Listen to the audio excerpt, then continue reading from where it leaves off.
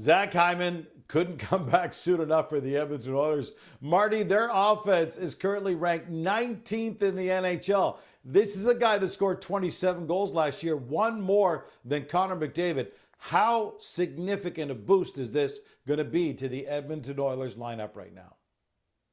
Well, it's significant because it's a veteran, a leader, somebody that can play, not only boost the offense, but can play in all three zones and help defensively as well. And look, if you're playing the Oilers right now, you say, oh, we have to worry about is McDavid and Draisaitl. It's the top, two guys. And maybe they play together on the same line. Maybe they split them apart. But now that you add Hyman into the mix, you all of a sudden have to worry about Zach Hyman, especially when Connor McDavid has the puck. Hyman's going to be on the doorstep, wanting to go to little deflection, the little tip, the rebounds, the dirty goals. I don't think the Oilers have scored enough dirty goals so far in the season. That's the reason why they are 19th in scoring in the NHL. Their power play still clicking at a high rate of 30%, but Hyman is going to help that as well. But I think 5-on-5 is going to change how they score goals, the Oilers, and it's going to put pressure on the other teams.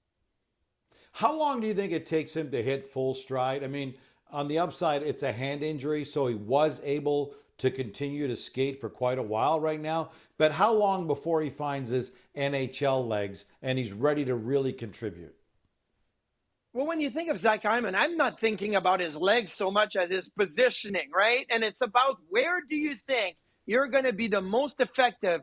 And it's always in and around the crease. So, yeah, that's why those guys can stay consistent and they can play a lot longer until they're much older because it's all about being in the front of the net. So when I look at Zach Hyman, yes, there is going to be an adjustment period. He's going to bobble some pucks. He's going to miss some passes. He may even get hit in certain situations that he's not expecting to get hit because he hasn't had any physicality in a while. But when he gets to the front of the net, it's going to be second nature. Just like he hasn't missed any action, he's going to be tipping pucks, rebounds. He's going to do all of the beautiful things that we all know Zach Hyman can do on a regular basis. When MJ and Craig Button projected their Team Canada roster for this year's Winter Olympic Games, Zach Hyman's name was on that list. Do you agree with that call? Is he going to be ready in that window to represent Canada at the Olympic Games?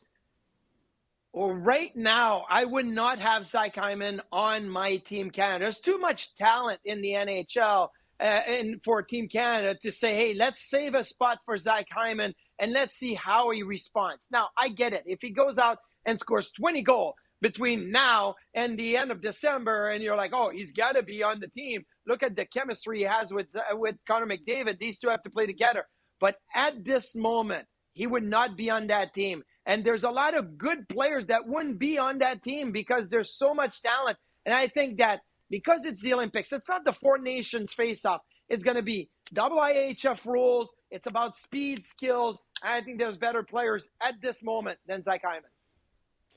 I'll tell you what, Edmonton Oilers fans could care less about Team Canada right now. They're just happy that Zach Hyman is coming back, contributing onto an Oilers team that has really struggled out of the gate this year.